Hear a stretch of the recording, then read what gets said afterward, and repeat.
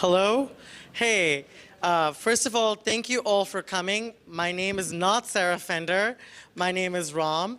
I'm one of the co-organizers with John Lambert for this workshop. So before we get started, I'm going to ask everybody who's seated on this nice corner row to defragment themselves like windows and just move to the corners. So that way, if there's anybody who is coming in later, they can easily find their seats. If you're sitting in the corner row, I know it's annoying, trust me. Or you have another opportunity, is probably come a little forward so that anybody who's coming in will easily be able to find a seat. Okay, sorry about that. So first of all, as people are settling in, I want to give you a little bit more context as to why we started this workshop. Turns out that graphs for security is super hot. It goes all the way back to 2009, and you're going to see a rich history of it as well. But when John and I'm part of the Cloud and AI Security Data Science Group, and John, as you all know, runs the Microsoft Threat Intelligence Center. Turns out that from a security standpoint and from a machine learning standpoint, graphs are extremely pliable tools for analytics. And today you're going to see a very different sort of graphs, and we're going to explore what it means to do graph-based analysis from a database perspective, from a tool perspective, from machine learning perspective. So we're trying to give you a different taste. It's going to be a little bit more of a tasting menu as opposed to one single entree. So hopefully you're already considering yourself for that. And before we get started, how many of you would consider yourself, actually how many of you are from Microsoft? Oh, that's actually a lot more than I thought. How many of you consider yourself okay, security engineers, everybody. How many of you consider yourself to be working primarily in data science? Okay. How many of you, I see David's hand is like this. Yeah, I was I'm not sure. How many of you consider yourself more as security analysts? Okay, that's actually a fair bit of group. How many of you would say you know what, hell to all of you, I'm an engineer.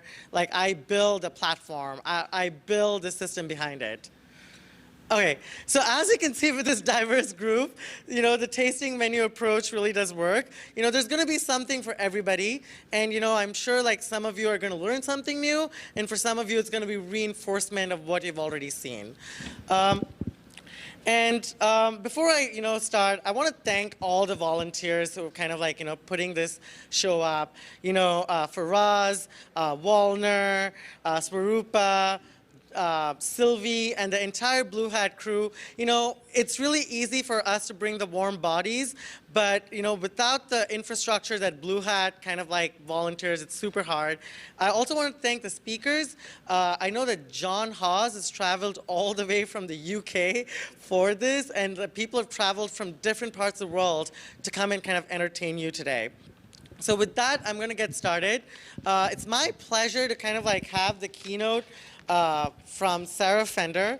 Sarah Fender is the GPM for the Cloud and AI Security Group. Prior to that, she led the security initiatives for Microsoft Azure, including Azure Security Center. She actually joined Microsoft in 2012 through the Phone Factor acquisition, where she kind of led a variety of different tools, and she was in fact the vice president for product management. She's got extensive experience in security and compliance and has been in the industry for 15 years. But I always go to her and ask, hey Sarah, what's the best place for me to get good pies?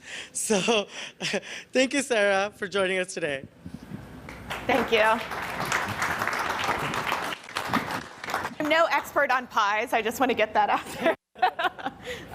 But my husband is a chef, which is why Ram and I often talk food. So I just want to say thank you for having me today. I really think this is a very interesting topic, and I appreciate the opportunity to kind of share with you a little bit of my perspective and to also hear from you guys about what you're doing with the graphs, I should say. We at Microsoft have really been thinking about the application of graphs for security for quite some time now.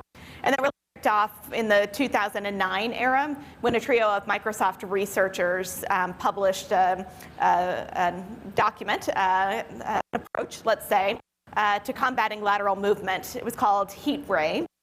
Was the approach. And it really focused on this idea of combating snowball identity attacks. I guess, in the term we can all kind of get an understanding of what that is. Someone's gained a foothold through an identity. Is that to move laterally. And lateral movement, everyone sort of understands that today. It's very common, everyday sort of understanding that we have as security analysts and researchers. But back then, it was a relatively new approach. So Heat Ray really focused on using graphs to sort of map out the relationships between users and identities and machines and security groups with the goal of identifying edges that could be cut to stop that snowball effect from happening. So looking for even minuscule edges in those graphs that could be used to stop that snowball effect. And then if we fast forward a bit to 2015, John Lambert published a pretty interesting blog post that really highlighted this important distinction between the way that defenders are thinking and the way that attackers are thinking. And that really highlighted the fact that defenders are working on lists. They have lists of assets, they have lists of machines and lists of users, but attackers are really thinking more about what are the connections between those things. And that's important for them because they need, once they gain a little foothold within the organization, they need to be able to move out in order to be able to execute their objectives. And so really just getting defenders to pivot and begin to think about less linear lists of things and more about the connections between these things. And in 2017, Satya introduced this concept of the intelligence security graph at Microsoft Ignite. And this really represents this concept, this approach, that the insights that we have gained from the trillions of signals that we analyze here at Microsoft provides really valuable visibility into connections between users, devices, infrastructure, and more. So really highlighting conceptually the importance of graphs as we try to tackle these very, very challenging security issues today. So why all of this buzz about graphs? Why are graphs important? Why are we all here?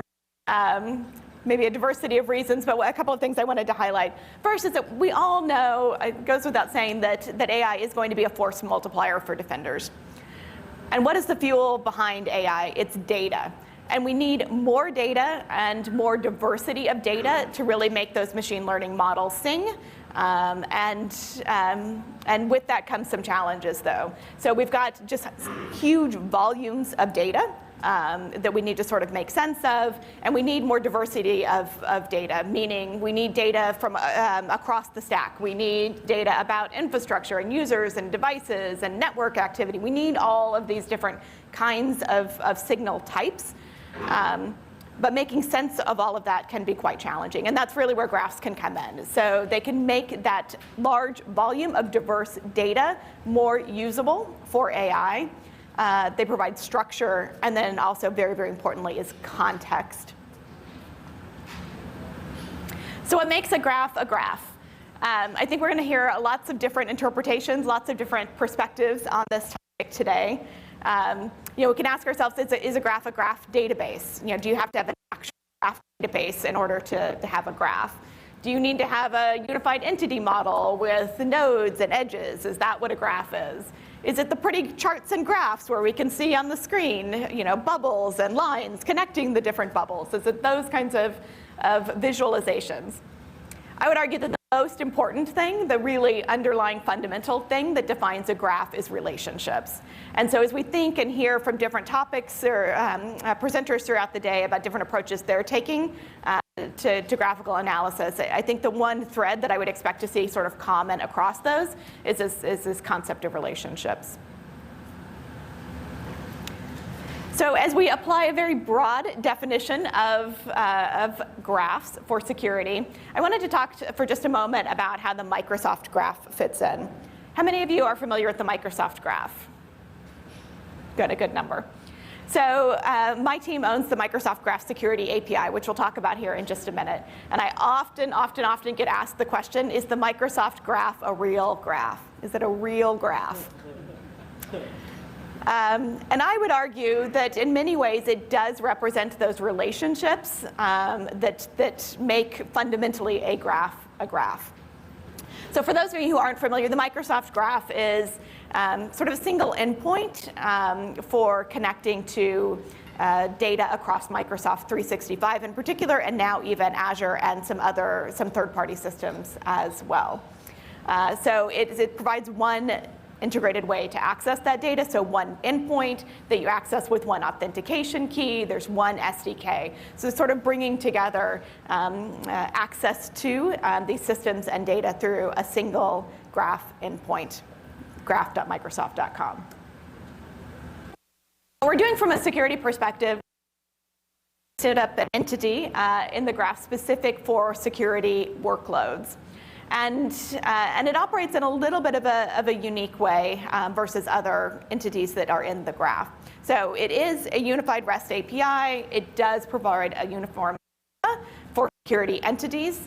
But what's a bit different about it is that it acts as a federated broker. So in many cases, when you ask the graph for information about a user, for example, it's getting that information likely from Azure Active Directory. Or about a file, it's getting that information from, let's say, SharePoint. But in the world of security, as we know, different security controls, many from Microsoft, but many from vendors other than Microsoft. And so they've got all of these systems generating data and alerts and security recommendations. And so being able to operate on top of all of that data can be quite complex. They have different APIs. Even inside Microsoft, each of our security products and services has their own set of APIs that they expose, virtually all of those in an independent schema. And so just making sense of all of these things in the world of security can be quite complex. So the security API works a little bit differently in that it takes a request from an application and it federates that out to all of the security providers inside of Microsoft and some third parties as well, and it returns back an aggregated list of results in that common schema. And we'll take a look in a moment at some examples of how that's useful. So it is not a graph database. It is not a big data store. It's not a data lake. It's not a dashboard. There's no user experience. I'm going to show you a demo in a moment, but that's really just a sample app that we provide to kind of give some ideas of how you can, what kinds of insights you can get from the graph. And it's not a SIEM. We have a SIEM, that's Azure Sentinel. The graph is not that. So let's just take a quick look, do just a super short demo to give you a quick idea of some of the graph-like insights that you can get from the security API.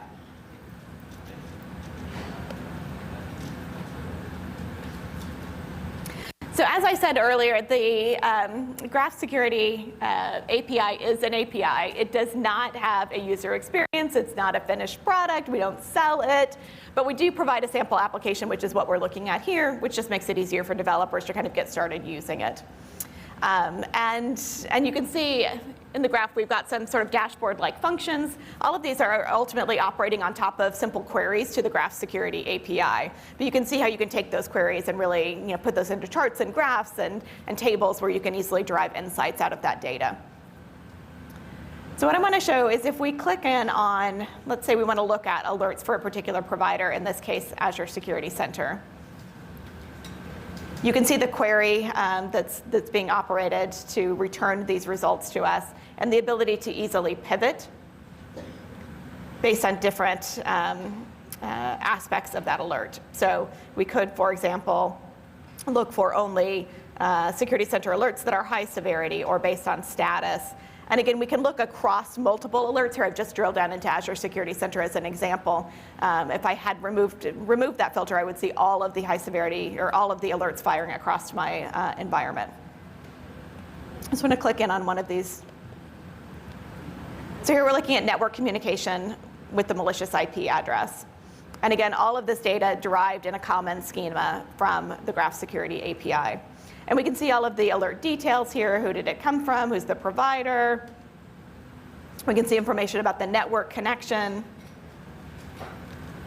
And I mentioned earlier the ability to get context. So what we're looking at here is some additional context that was pulled not from the security API itself, but from other entities in the graph. So here we can see information about the particular user related to this attack, Patty. We can see her role within the organization, her contact information, where she physically sits in case we needed to have a contact with her, reach out to her. We can also see the device related to this. Again, this information is being pulled from other parts of the Microsoft graph, not necessarily the security API, but provides super useful context as we try to investigate this alert.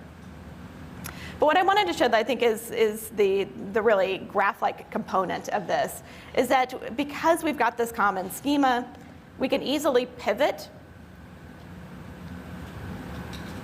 from different entities inside the graph. So here we can see all of the alerts that are related to this particular user across all of our different security providers.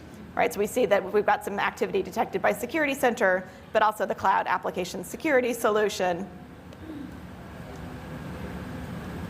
We can go and find out, are there any other alerts that are firing for this particular host, this machine? Again, we see a set of results from a variety of different security providers. We can pivot to see any other, this particular attack was related to malware. We could see any other alerts that were firing that were also related to that particular malware. So we really have the ability to very, very quickly and easily, through just a standard schema and a set of queries, to pivot between different entities that are related to this alert to gain additional insights. So I know for most of you that are doing really more sophisticated graphical analysis, this may seem like a very simple model, but I think you can see how even simple application of graph-like approaches can be useful in the context of investigation. You can use the Graph Security API to pull that data in to another data store to run other kinds of more sophisticated analytics on top of it if you wanted to. You do still get the benefit of that underlying schema, which is common across, which makes it much easier, as we know, to run analytics on top of that data.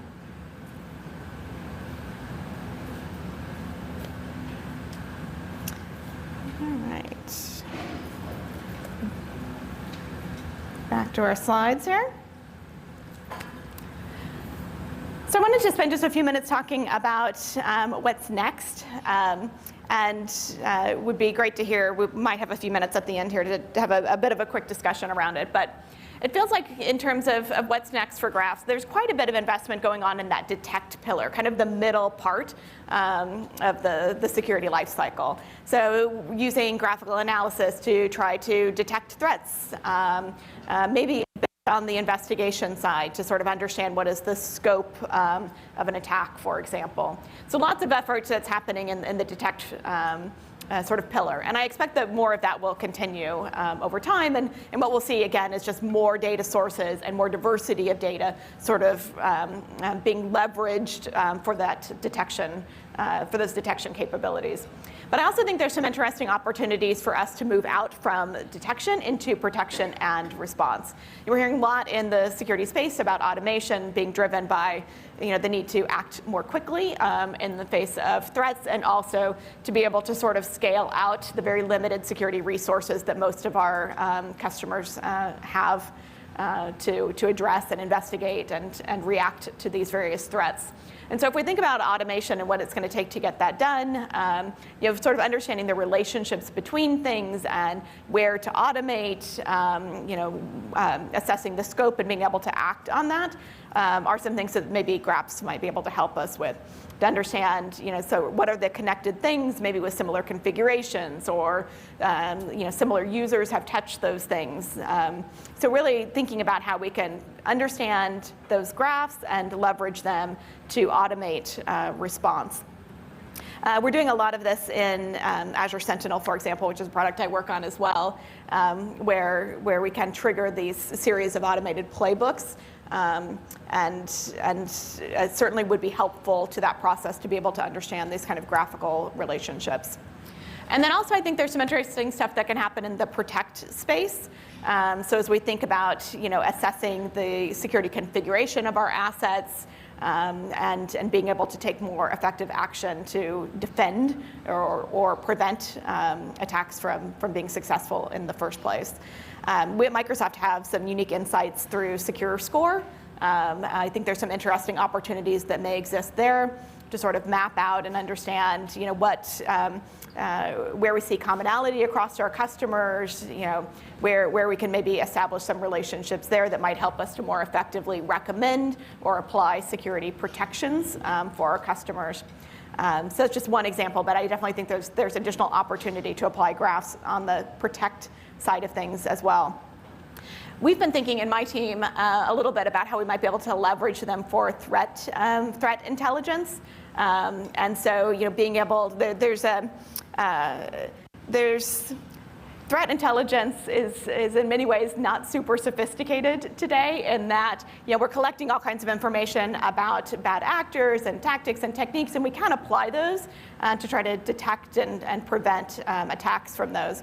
But there's a huge volume of threat intelligence that exists out there today, and many of our customers are really struggling with how to make sense of that and how to effectively apply that within their organizations.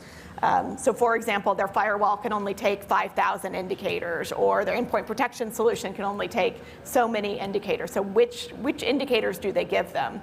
And so we're doing a little bit of experimenting to see if there's something we can do to understand what indicators are likely to target a particular customer based on their configuration. So can we sort of map out their environment and relate that to other customers that are running similar kinds of environments?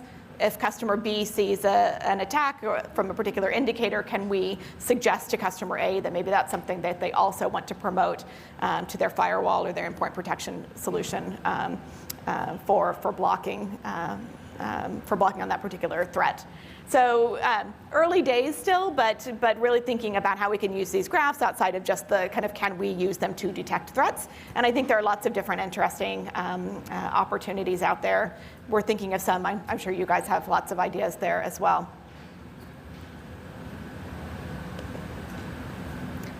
So as we begin to explore these new opportunities, to apply graphical analysis, I just wanted to encourage us to continue the journey together. We know that there's an amazing amount of work that's happening not only within Microsoft, but out there in the industry from others who are trying to solve these really challenging security challenges through the use of graphs. And so just pleased to have you here today to continue those discussions, and look forward to continuing to work with you as we continue this journey going forward. So I have, Ram, I think I've got another 5 minutes-ish, so I'm happy to take any questions. I guess a question that I have for you guys just as we begin the day and put on our kind of innovation hats, what are you guys thinking about in terms of new applications and uses for graph? Does anyone want to share an area where they think graphs are interesting? Yes? Actually, it's kind of the same, but it's a question more for you, because I don't know the answer. But is there a plan or is there a planner? Does it work? No. Oh, it's on, okay. My question is pretty simple. Is there a plan to make Windows Update Agent metadata a provider on patch levels of AAD joined devices? I do not know the answer to that, but does anyone else in the room from the Windows team have any insights on that? Let's take that offline and maybe catch me after the session, or happy to grab your contact information, see if we can find the answer for you. Thanks. What else interesting are you guys doing with graphs? Anyone else want to share? I know it's early, but I know you're thinking. Yes. Hi, I'm Mark Novak. I actually spent 23 years at Microsoft, but that ended last year, so I'm at JP Morgan now. And we are using graphs to model all sorts of things. Threats, of course, but most recently we're trying to model cloud applications as graphs. and Kubernetes in particular, but also more traditional applications, auto-scaling groups in AWS, because we work across all cloud providers. And then the idea is once I actually understand what the application graph looks like, I can model data flow through it. I can model permissions required for various nodes. I can model control requirements around image scanning, endpoint scanning. I can actually form a understanding of how applications talk to each other, how they utilize various services. It's, there's actually a dearth of tools out there to do that, so we end up having to develop our own, not our core competency. But it's one of the most promising technologies we're working with right now. Awesome. And I think there was someone behind you who had something to share as well. Yeah, one project in particular that seems interesting for a protection approach with graphs is actually Cloud Mapper. I think that's, Scott Piper actually spoke at BlueHat about it, but it's similar to modeling like AWS or cloud services that you can detect policy violations and things like that. It seems like a very promising approach towards moving away from detection and response and more towards actually proactively finding those errors. Awesome. And behind you a bit further also? Maybe I can talk loud enough. We use graphs to find administrator access inside environments. And wouldn't it be wonderful if Azure Security Center did that for us? Bloodhound does it better than the internal Microsoft tools at this point. But that's unbelievably useful for everybody. Not many customers really know where administrative access is and who has it, because it's always surprising. Good, thanks for sharing. Any other ideas? We've got one here in the front.